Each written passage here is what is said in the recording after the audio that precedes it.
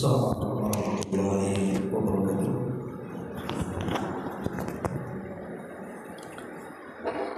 Alhamdulillah wassalatu wassalamu ala Rasulillah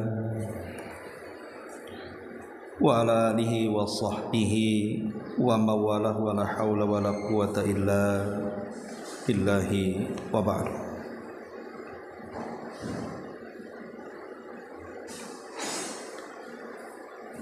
Baik, kita akan lanjutkan kembali kajian kita, masih membahas kitab 175 Jalan menuju surga Allah Subhanahu wa taala, dan kita masuk pada halaman ke 86 poin ke-36, cara mendapatkan satu pohon kurma di surga. Baik, kita baca matanya baru kita jelaskan.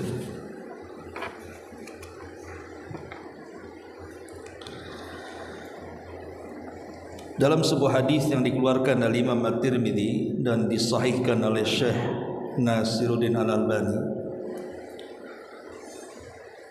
Nabi sallallahu alaihi wasallam bersabda, "Man qala subhanallah, man qala subhanallahil azimi wa bihamdihi ghurisat lahu nakhlatun fil jannah." Barang siapa yang mengucapkan subhanallah, maha suci Allah, al-azim, zat yang maha agung, wa bihamdihi, dan pujiannya, ghurisat lahu nakhlatun fil jannah, niscaya akan ditanamkan untuknya satu pokok kurma di surga.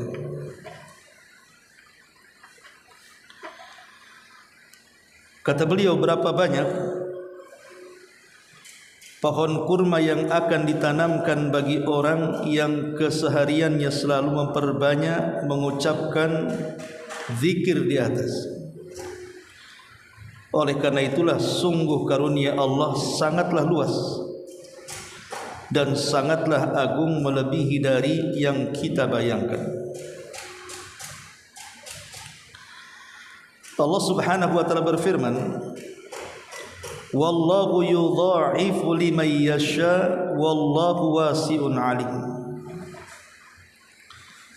Allah akan melipat gandakan bagi sesiapa yang Dia kehendaki, dan Allah maha luas karunia-Nya lagi maha mengetahui.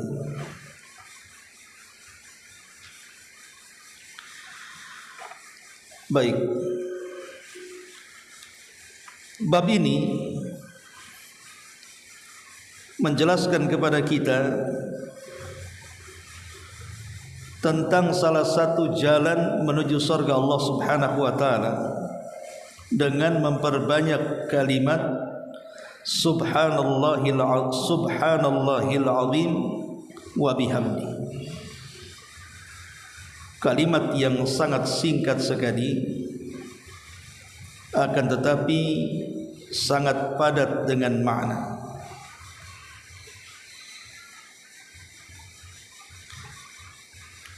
Dalam sebuah riwayat di mana Nabi sallallahu alaihi wasallam juga bersabda dalam hadis yang dikeluarkan Imam Tirmidzi dari sahabat Ibnu Mas'ud radhiyallahu an, Nabi sallallahu alaihi wasallam bersabda, "Laqitu Ibrahima lailata usriya bi." Kata Nabi SAW, aku pernah berjumpa dengan Nabi Ibrahim di malam aku diperjalankan dalam peristiwa Isra Mi'raj. Faqala, maka Nabi Ibrahim mengatakan, "Ya Muhammad, iqra ummataka minni salam." Bacakan salam dariku untuk umatmu. Wa akhbirhum annal jannata tayyibatu turbah. Habarkan juga kepada mereka bahwa surga itu tanahnya sangat harum sekali. Azbatul ma'i, airnya sangat segar sekali.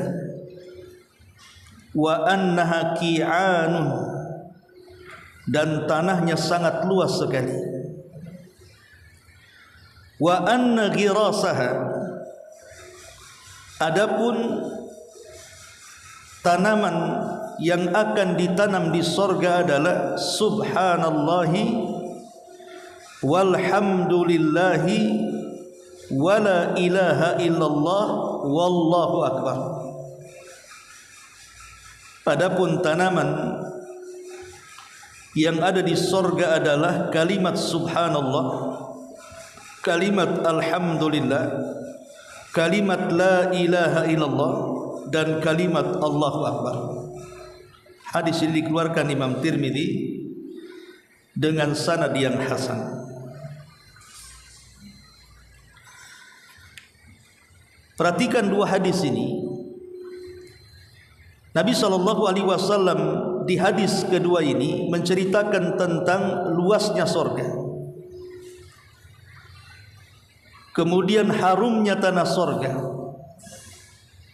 dan segarnya minuman atau air di sorga. Lah tentu yang namanya sebuah tanah yang luas, kalau tidak ada taman itu tidak indah. Ibu punya rumah pekarangannya luas, tapi tidak ada satupun tanaman, gersang nampaknya, tidak indah sekali. Tapi walaupun halamannya tidak banyak, tetapi ibu pandai merancang dengan menanam tanaman yang indah, nampaknya asri. Begitulah sorga. Sorga itu indah karena banyak tanaman. Lah tanaman yang di sorga itu siapa yang nanam? Kita yang nanam di sini. Dengan cara apa menanamnya di dunia sehingga tumbuh tanaman di sorga?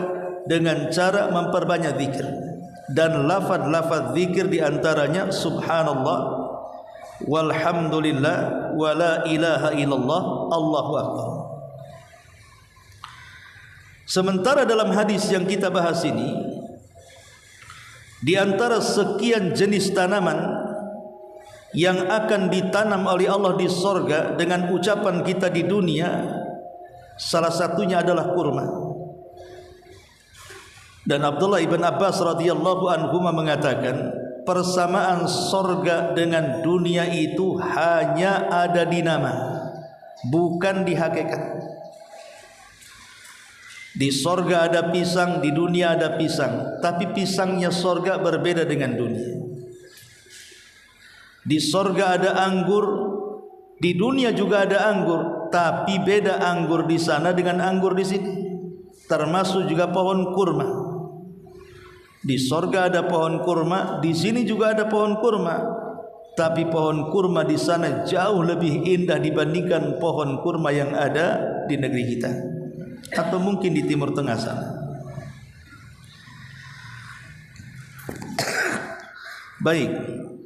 Lah di sini Nabi SAW mengatakan, man qala subhanallahil azimi wa bihamdi, barang siapa mengucapkan maha suci Allah yang maha agung dan dengan pujian kepadanya, ghurisat lahu nakhlatun fil jannah, maka akan ditanamkan satu pohon kurma di surga. Bayangkan kalau seandainya ibu membaca, bukan hanya sekali duduk, mungkin 10 kali, 20 kali, sampai 100 kali. Berapa pokok kurma yang ibu akan dapatkan di surga. Makanya kata beliau, itulah karunia yang Allah berikan kepada siapapun yang dikehendaki Allah subhanahu wa ta'ala, karena Allah maha luas kekayaannya dan maha mengetahui siapa yang layak mendapatkan kekayaan. Dalam hadis ini ada beberapa faedah yang kita bisa ambil. Pertama, bahwa berzikir kepada Allah subhanahu wa ta'ala itu salah satu sebab yang paling besar memasukkan orang ke surga. Makanya ada hadis Nabi SAW mengatakan sabaqal mufarriduna bil jannah,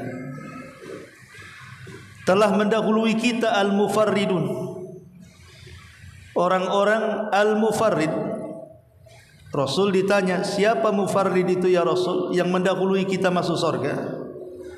Maka Rasul mengatakan adz-dzakirunallaha katsira wadz-dzakirat, laki-laki dan perempuan yang banyak berzikir. Laki-laki dan perempuan yang banyak berzikir. Dan umumnya zikir yang diajarkan kepada kita itu tidak lepas dari 4 kalimat ini. Subhanallah wa bihamdihi, atau subhanallah wa bihamdi, atau yang lainnya Allahu akbar la ilaha illallah. Ini 4 kalimat yang selalu diulang-ulang dalam zikir kita. Baik zikir di pagi dan petang, baik zikir sebelum tidur, baik zikir ketika keluar rumah. Maka insting saya katakan, seseorang dikatakan ahli zikir itu bukan orang yang 24 jam lisannya itu basah dengan zikir, terlalu melelahkan. Kalau begitu Islam itu berat dilakukan. Islam ini agama yang mudah dilakukan. Orang itu dikatakan ahli zikir kalau dia mendawamkan zikir di 4 tempat saja. Kalau ibu bisa mendawamkan zikir di 4 tempat, ibu dikatakan ahli zikir. Pertama, zikir ketika ibu di pagi hari, namanya zikir sabah. Zikir sabah. Kemudian zikir di waktu petang. Lah, keduanya disebut zikir pagi petang, itu ma'ruf ya. Kemudian yang kedua zikir selepas salat. Kemudian yang ketiga zikir sebelum tidur. Kemudian yang keempat zikir ketika hendak keluar rumah. Lah, zikir-zikir ini tidak lepas daripada tasbih dan tahmid. Apalagi zikir pagi petang itu kan panjang banyak. Setiap lafadznya mesti ada tasbih, ada tahmid. Zikir selepas solat juga sama. Kita membaca tasbih 33 kali, tahmid 33 kali, takbir juga 33 kali. Kemudian zikir sebelum tidur juga sama. Dianjurkan untuk bertasbih, bertakbir dan bertahmid sebagaimana hadis Ali radhiyallahu anhu. Begitu juga zikir keluar rumah. Di situ bertahlil, bismillahi tawakkaltu 'ala Allah, la haula wala quwata illa billah. Artinya bahwa pensucian kita kepada Allah dan pujian kita kepada Allah ini senantiasa menempel di setiap zikir. Dari sini kita tahu bahwa zikir itu penyebab kita masuk ke dalam surga. Yang kedua, semakin banyak seseorang itu berzikir kepada Allah, maka semakin banyak pokok kurma atau pohon kurma yang Allah akan tanamkan bagi kita di surga. Dan ini sebuah karunia dari Allah Subhanahu wa taala. Kita tanpa harus menanam dari bijinya. Kita saja kalau punya pohon kurma satu saja depan rumah sampai berbuah, mungkin sudah senang, sudah jadi viral mungkin ya. Mungkin datangi semua orang tuh datang ke rumah tengok pohon kurma. Karena biasanya pohon kurma adanya di Timur Tengah sana. Lah bagaimana kalau seandainya kita mendapatkan pohon kurma dengan kebunnya, dan itu bisa kita tanam sebanyak yang kita mau sesuai dengan banyak zikir yang kita ucapkan. 100 zikir 100 pohon kurma, 1000 zikir 1000 pohon kurma. Ini yang kedua. Yang ketiga, bahwa sifat surga ini adalah memiliki tanah yang luas, memiliki kebun dan tanaman. Lah, di antara kebun-kebun yang akan kita dapati di surga itu akan dipenuhi dengan berbagai macam tanaman, buah-buahan, bunga-bunga dan yang semacamnya. Lah salah satunya pohon kurma. Dan itu menambah keindahan keasrian ketika orang berada di sorga. Kemudian yang keempat, hadis ini juga mendorong kita untuk memperbanyak zikir, agar semakin banyak zikirnya, semakin banyak nikmat yang kita akan dapati di sorga. Bukan hanya di sorga saja zikir itu manfaatnya, di dunia sendiri banyak manfaatnya. Salah satunya yang paling besar adalah bisa menenangkan hati. Karena Allah yang mengatakan ala bi dzikrillahi tatmainnul qulub. Ingatlah dengan berzikir kepada Allah hati kita tenang. Dan tenangnya hati adalah sorganya dunia. Orang kalau tenang hati, makan banyak, minum banyak, tidur nyenyak, pekerjaan senang, tidak ada yang melelahkan. Orang kalau tenang hatinya, luas hatinya, semua jadi lapang kayaknya. Rumah sempit pun jadi lapang, suami jelek pun jadi tampan. Namanya orang senang. Coba orang gak senang, suami nampak kayak setan, rumah luas kayak sempit, tengok makanan jijik mau muntah, minuman pun cuma seteguk saja kena ginjal akhirnya.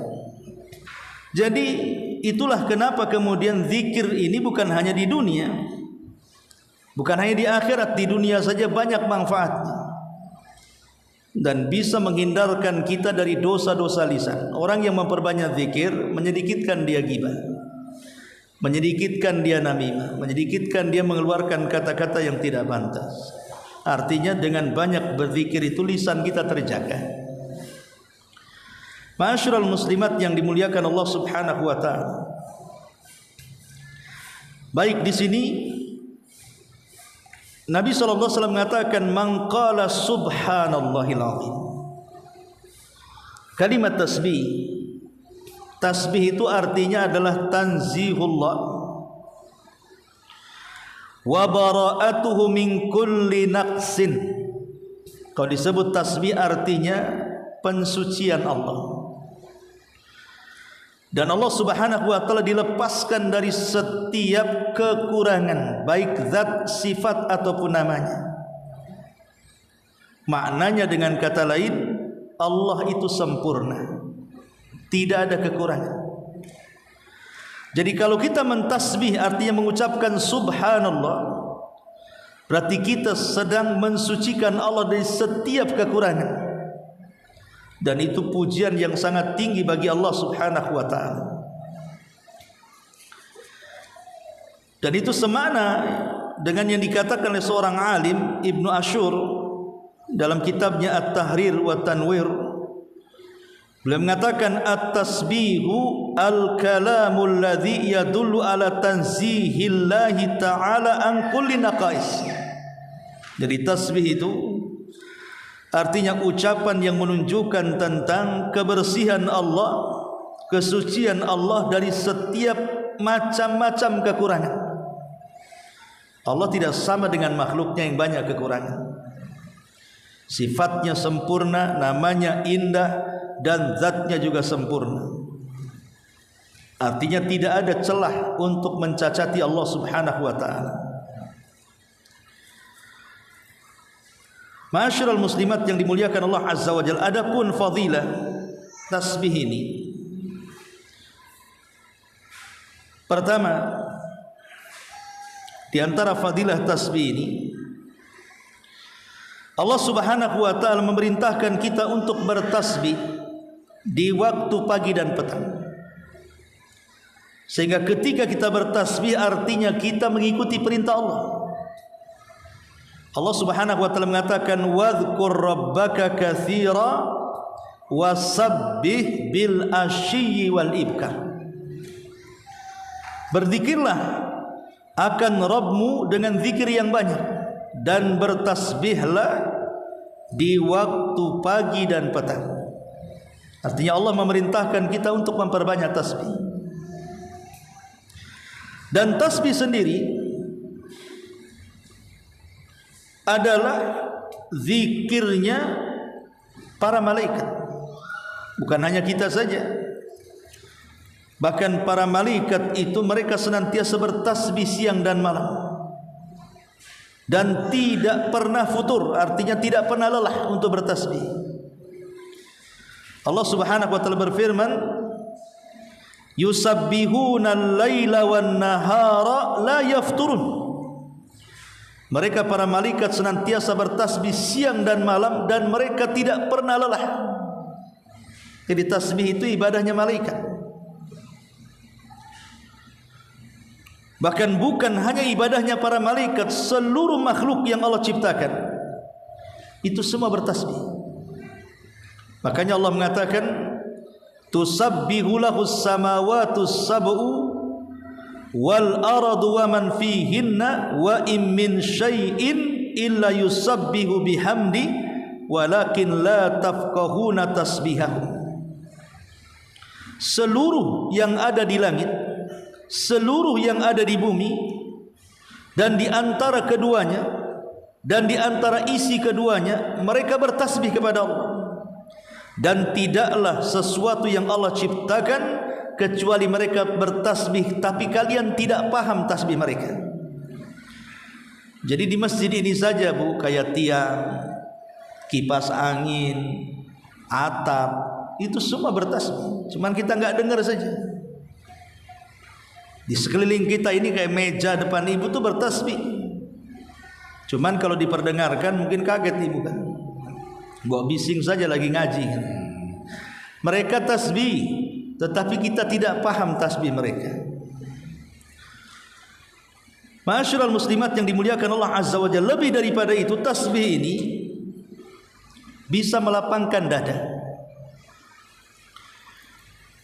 Makanya Allah Subhanahu wa taala mengatakan, saat Nabi SAW dadanya sempit karena ucapan orang-orang jahiliyah kepada Rasul dengan ucapan-ucapan kasar dan kotor. Dibilangnya Rasul gila, dibilangnya Rasul tukang tenun, dibilangnya Rasul dukun, peramal, macam-macam,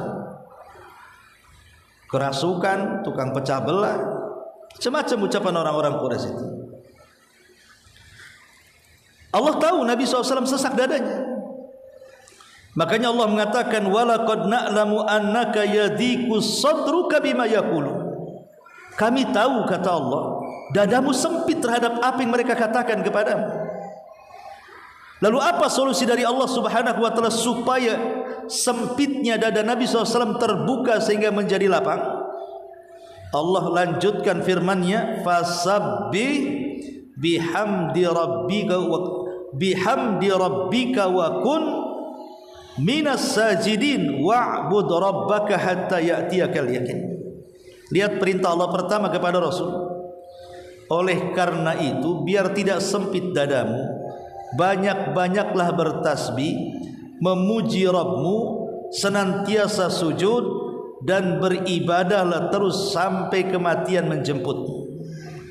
Lihat, perintah yang pertama kepada Rasul adalah wasabbih, bertasbihlah kepada Rabb, menunjukkan bahwa Allah ingin lapangkan dada Nabi. Maka siapapun yang ingin lapang dadanya di waktu kesempitan, banyak bertasbih. Kalau ibu ada masalah apa saja, rumah tangga, masalah ekonomi, masalah kesehatan, masalah apalah yang sifatnya buat stres dan mengganggu pikiran, maka bertasbih, banyak-banyak mengucapkan subhanallah, itu bisa melapangkan dada. Kemudian juga tasbih bukan hanya melapangkan dada, tapi bisa menghilangkan kesulitan. Kesulitan yang ibu hadapi itu kan datang dari Allah Subhanahu wa taala. Allah juga yang akan mengangkat kesulitan itu. Dengan cara apa supaya Allah menghilangkan dan mengangkat kesulitan kita? Dengan cara bertasbih. Dan itu digambarkan ketika Allah Subhanahu wa taala menyelamatkan Nabi Yunus alaihi salatu wassalam di perut ikan di dasar lautan. Nabi Yunus itu salah satu kesalahannya adalah meninggalkan kaumnya. Kemudian Allah Subhanahu wa taala hukum dengan cara dimasukkan ke dalam perut ikan dan menghadapi 3 kegelapan. Gelap di perut ikan, gelap di dasar lautan, dan gelap di tengah malam. Tapi Nabi Yunus itu mengajarkan kepada kita bagaimana caranya menghilangkan kesulitan. Bertasbih. Makanya Allah Subhanahu wa taala mengatakan falaula annahu kana minal musabbihin la labisa fi batnihi ila yaumi yub'atsun. Kalau bukan karena Nabi Yunus itu ahli tasbih, tentu dia akan tinggal diam di perut ikan itu sampai hari dibangkitkan, artinya sampai hari kiamat. Mafhumnya adalah ketika dia seorang hamba yang senantiasa bertasbih, makanya Allah selamatkan dari perut ikan dan tidak tinggal lama di situ. Apa tasbihnya? Tasbihnya ma'ruf. Bagaimana Nabi Yunus alaihi salatu wassalam mengatakan dalam tasbihnya, siapa yang hafal? La ilaha illa anta subhanak. Di sini tasbihnya. La ilaha illa anta subhanaka inni kuntu minadh dhalimin. Kata Nabi, siapapun yang membaca doanya Nabi Yunus di sela-sela doa kita, maka hampir-hampir Allah tidak mungkin menolak doa kita. Jadi kalau ibu punya keinginan sesuatu kepada Allah, maka saat meminta sesuatu kepada Allah itu selipkan nih doa Nabi Yunus ini. Kemudian tasbih sendiri adalah kalam yang paling dicintai Allah. Tasbih ini adalah ucapan yang paling disukai Allah.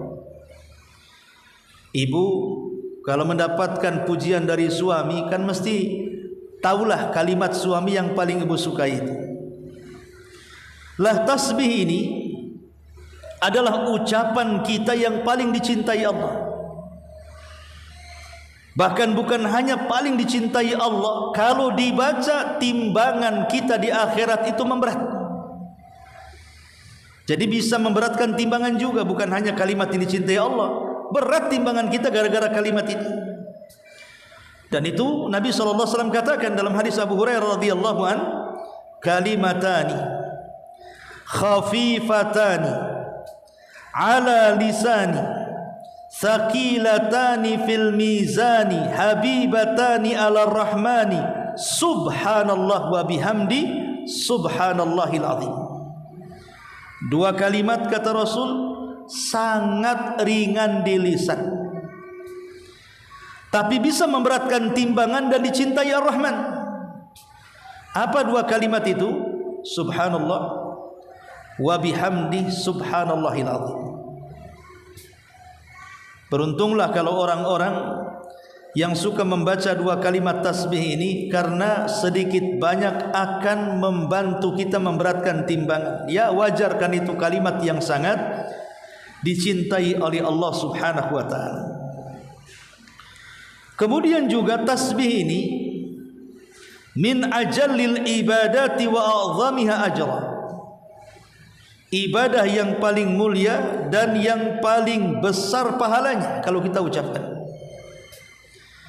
Dalam sebuah hadis Nabi sallallahu alaihi wasallam mengatakan man qala subhanallah wa bihamdi fi yaumin mi'ata marratin khuttat khatayahu wa in kanat mithla zabadil bahri.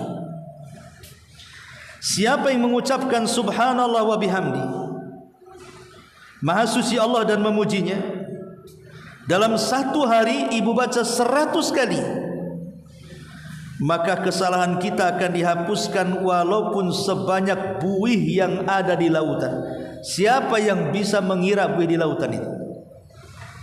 Alat mana yang bisa menghitung buih di lautan? Siapa yang bisa mengkalkulasi berapa jumlah buih di lautan? Lautan ini bukan hanya di Batam, di mana-mana ada lautan dan di mana-mana ada buihnya. Menunjukkan apa? Tasbih ini bisa meraup pahala yang sangat besar. Padahal kalimatnya enteng kan? Subhanallah bihamdi subhanallahil azim. Tapi walaupun enteng besar pahalanya, susah pula rasanya berat kita mengucapkan kalimat ini. Padahal kalau ibu mau dari rumah ke sini, dari sini ke rumah, Dan berapa ratus itu kita dapat pahala yang besar. Bahkan tasbih ini perkara yang bisa menghapuskan dari seorang hamba keburukan-keburukan yang menjadi tabiatnya. Dari hadis Sa'ad bin Abi Waqqas radhiyallahu anhu, dia mengatakan kami pernah duduk di samping Nabi. Faqala, maka Rasul mengatakan, ayajizu ahadukum an yaksiba kulla yaumin alfa hasanah. Lemahkah kalian, kata Rasul, setiap hari meraup 1000 kebaikan? Apa kalian tidak bisa melakukannya? Satu hari mendapatkan 1000 kebaikan. Fasa'ala sa'il min julasaihi, adalah orang-orang yang di tempat duduk itu berdiri dan mengatakan, kaifa yaksibu ahaduna alfa hasanah Rasul? Cemana kita ini mendapatkan satu hari 1000 kebaikan ini, macam mana caranya? Coba bagaimana caranya, katanya. Apakah kita harus setiap hari ngasih makan tetangga? Setelah ngasih makan tetangga, ngasih hadiah tetangga, datang ke orang sakit, kunjungi orang sakit, cari orang yang mati, kemudian bisa mensalatkannya, kemudian cari hal-hal yang bisa menjadikan orang lewat tidak aman sehingga kita harus menyingkirkannya, seperti duri, beling, paku dan yang semacamnya. Gimana caranya 1000 kebaikan itu diraih, coba?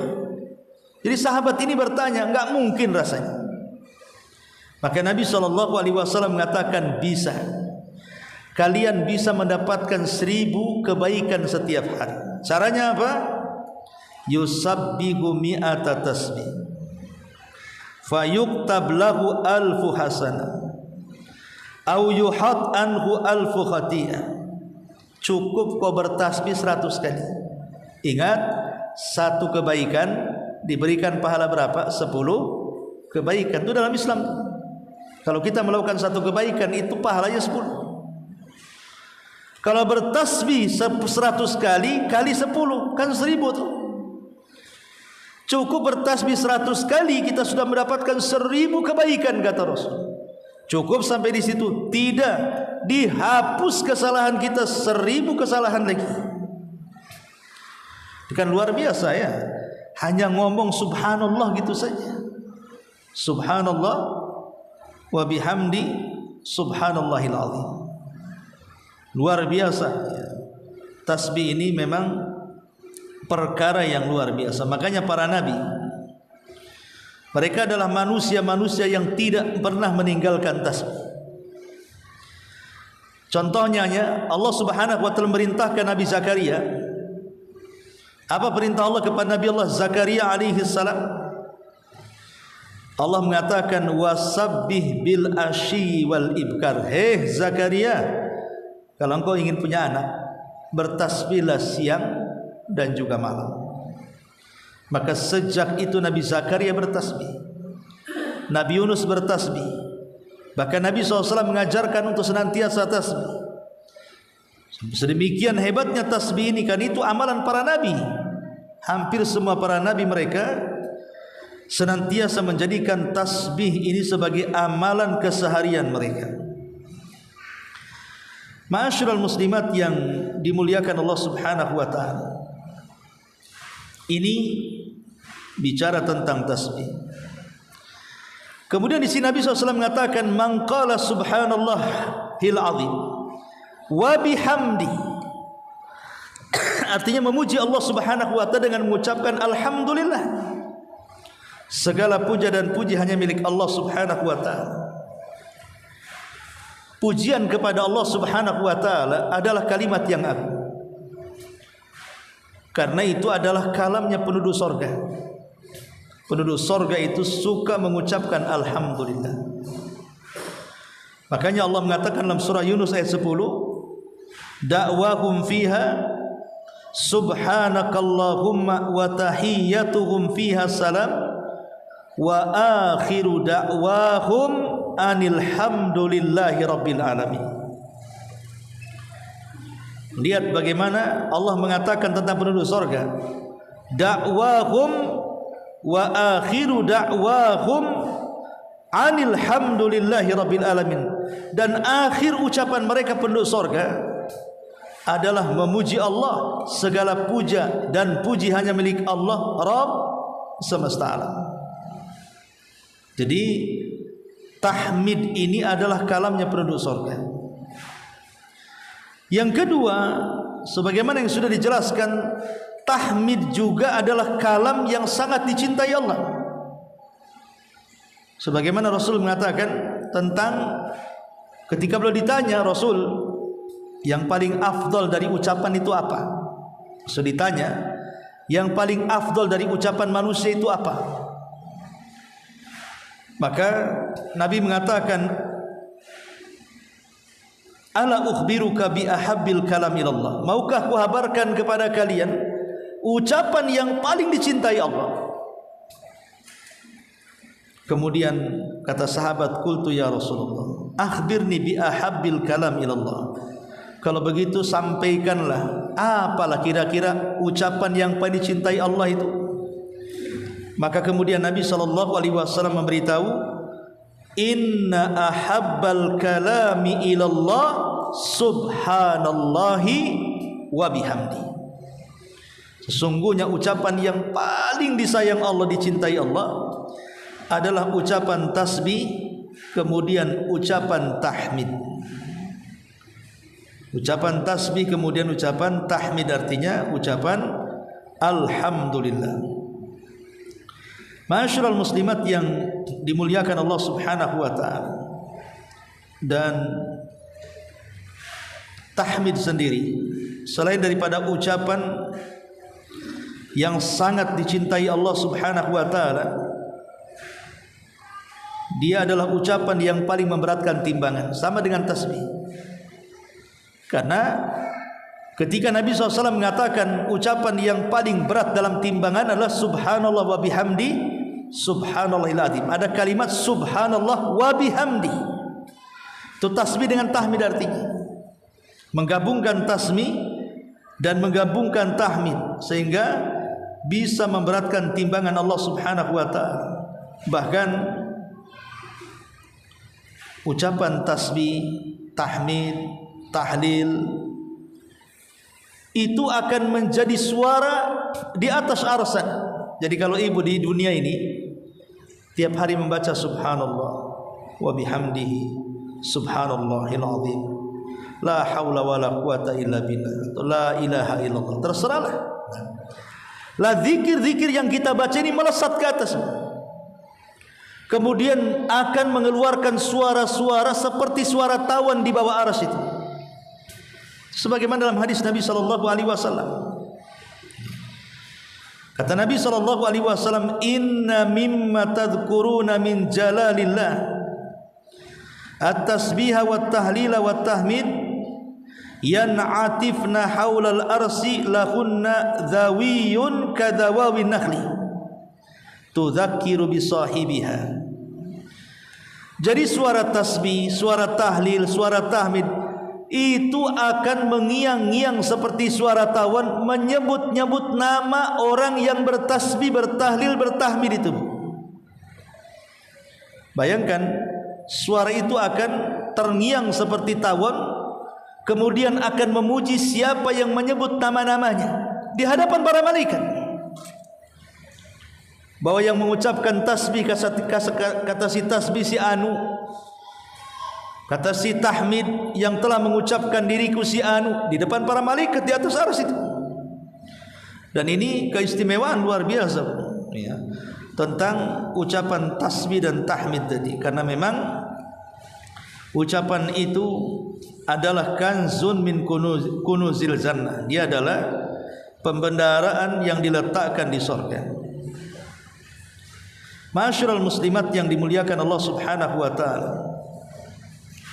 Dan ingat bahwa kalimat tasbih dan tahmid juga itu adalah kalimat yang sangat dianjurkan dibaca, khususnya bagi ibu yang sudah sepuh-sepuh. Nabi mengatakan, laisa ahadun afdhala indallah mim mu'min yu'ammiru fil Islam. Tidaklah seseorang yang paling afdal di sisi Allah dibandingkan seorang mukmin yang dipanjangkan usianya dalam Islam. Kemudian dia pun banyak mengucapkan tasbih, kemudian tahmid, kemudian tahlil dan juga takbir. Jadi itu memang cocok bagi ibu-ibu yang sudah tua. Artinya yang muda juga cocok kan, tapi maksudnya kalau sudah tua, inilah yang harus banyak diucapkan. Karena kan tahu diri lah, namanya sudah tua kan, sudah dekat ajal. Ibu cium aja tangan bau tanah tak kan gitu. Artinya kalau sudah tua logikanya kan sudah dekat. Kalau sudah dekat kan harus lebih banyak lagi bekal. Lah sementara ibu sudah tua, tulang tidak kuat, jalan sudah ngos-ngosan, mata sudah rabun, telinga pula sudah budak. Apa yang bisa dilakukan orang tua itu?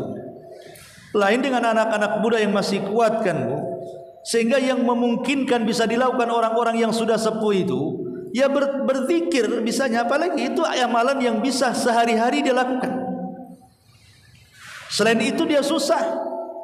Kadang-kadang ke pengajian jalan kaki tak bisa, paksalah dibonceng orang. Mungkin kalau jalan kaki tak balik rumah. Sehingga orang-orang tua itu hanya bisa berzikir. Itu amalan yang paling ringan yang bisa dilakukan orang-orang tua yang sudah sepuh. Ma'asyiral muslimat yang dimuliakan Allah Azza wa Jalla. Satu hari Nabi SAW dijelaskan, Ummu Hani binti Abi Talib. Ummu Hani putri daripada Abi Talib, artinya kan ponakan Nabi, sepupu ya. Qalat, dia mengatakan, marra bi Rasulullah sallallahu alaihi wasallam, satu hari Nabi sallallahu alaihi wasallam lewat kepadaku. Fakultu, aku katakan, kata Ummu Hani, qad kabirtu wa dha'aftu. Sungguh aku sudah tua wahai Rasul, dan sungguh aku sudah lemah. Famurni bi amalin, tolonglah perintahkan kepada aku satu amalan. A'maluhu wa ana jalisatun, dengan amalan yang bisa kulakukan sambil duduk. Jadi Ummu Hani mengadu kepada Rasul, Rasul aku ini sudah tua, pun sudah lemah juga badan. Beda dengan anak-anak muda, saya hanya bisa duduk saja. Cobalah perintahkan kepadaku satu amalan yang bisa kulakukan dalam posisi duduk. Maka Nabi SAW mengatakan kepada Ummu Hani, sabbihillaha mi'ata tasbih, bertasbihlah 100 kali tasbih. Fa innaha ta'dilu laki mi'ata rakabatin tu'tikinaha min waladi Ismail. Karena 100 tasbihmu, kata Rasul, sebanding dengan 100 budak yang kau merdekakan. Kemudian kata Rasul, wahmadillaha mi'ata tahmidatin. Kemudian ucapkan alhamdulillah sebanyak 100 tahmid. Fa innaha ta'dilu laki mi'ata farasin musrajatin muljamatin tahmilina 'alaiha fi sabilillah. Karena kalau engkau membaca alhamdulillah 100 kali, itu sebanding dengan kuda yang membawa perbekalan untuk perang. 100 kuda isinya perbekalan semua untuk memenangkan perang. Berapa pahala yang dia dapat? Kemudian kata Nabi SAW, wa kabbirillaha mi'ata takbir, bertakbirlah 100 kali takbir, kata Nabi. Fa innaha ta'dilu laki mi'ata badanatin muqalladatin mutaqabbalatin wa hallilil muqabbalatin. Bertakbirlah kepada Allah sebanyak 100 takbir, kan itu sebanding dengan unta. unta yang disedekahkan. Kemudian wa hallilillaha mi'ata tahlil tamla'u ma bainas sama'i wal ardi. Dan bertahlil artinya mengucapkan la ilaha illallah 100 kali, dan kalimat itu akan memenuhi langit dan bumi dengan pahala. Wala yurfa'u yawma idzin li ahadin mithlu amalika illa an ya'tiya bimithli ma ataiti bihi. Dan ketika itu tidak ada seorang pun yang bisa menandingi amalanmu kecuali dia melakukan persis seperti yang kau lakukan. Ya, cukup duduk tasbih 100 kali, tahmid 100 kali, takbir 100 kali, tahlil 100 kali. Lihat tuh pahalanya. Ya. Makanya saya katakan kalau sudah sepuh apalagi ya kita berlindung kepada Allah, mudah-mudahan kita sehat terus. Kadang tapi lah kalau ditakdirkan kita sakit, kemudian kita berada di kursi roda, duduk terus atau baring terus, ya, atau ibulah mungkin lihat saudara orang tua yang mungkin terkena seperti itu, ibu bisa sampaikan amalan ini kepada mereka, atau bisa kita amalkan sendiri kalau Allah takdirkan seperti itu. Walaupun kita berdoa mudah-mudahan kita sehat terus. Dari sini kan ini amalan yang ringan bagi mereka, apalagi coba mau kemana orang sudah tua, apalagi sakit, apalagi terduduk. Seperti apa yang dilakukan Ummu Hani di sini. Ma'asyiral muslimat yang dimuliakan Allah Subhanahu wa taala. Dan ucapan subhanallah wa bihamdih juga adalah ucapan sebagai pengganti baca Quran. Kalau kita membaca Quran, ya kalau kita diberikan kecerdasan mungkin bisalah. Tapi kan ada orang-orang yang mungkin baru hijrah ketika tua, susahlah baca Quran. Bukan tak bisa, susah. Ya. Kemauannya kurang kadang-kadang kan. Maka bisa diganti baca Quran ini dengan tasbih dan tahmid. Dalam sebuah hadis, Ja'a rajulun ila Nabi sallallahu alaihi wasallam.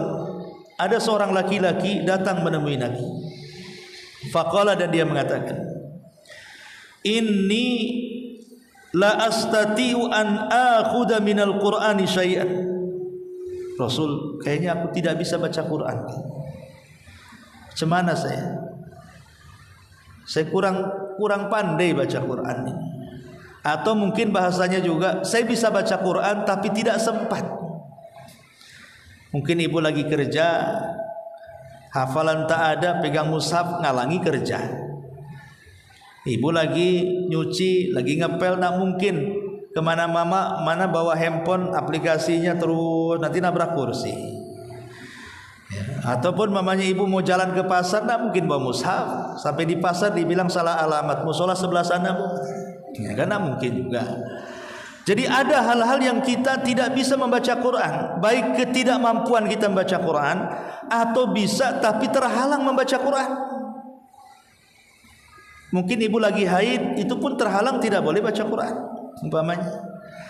Maka orang ini mengatakan, aku kayaknya nggak ada sempat membaca Quran, atau karena tidak bisa membaca Quran. Apa kata Nabi SAW ketika dia mengatakan fa'allimni ma yujzini minhu, kalau begitu ajarkan kepadaku yang setara dengan bacaan Quran, gitu maksud. Maka Nabi mengatakan kepada orang ini, qul, katakan subhanallah walhamdulillah wala ilaha illallah wallahu akbar la haula wala quwwata illa billah. Cukup membaca 5 kalimat, subhanallah walhamdulillah wala ilaha illallah allahu akbar la haula wala quwwata illa billah. Lah salah satunya tasbih dan tahmid di sini. Kata Nabi SAW, yujzika anil qiraatil Quran. Ini mencukupkan kamu dari membaca Al-Quran. Ya, ini juga diantara keistimewaan tasbih dan juga takbir. Baik Ibu, saya minta maaf ini ya, saya ada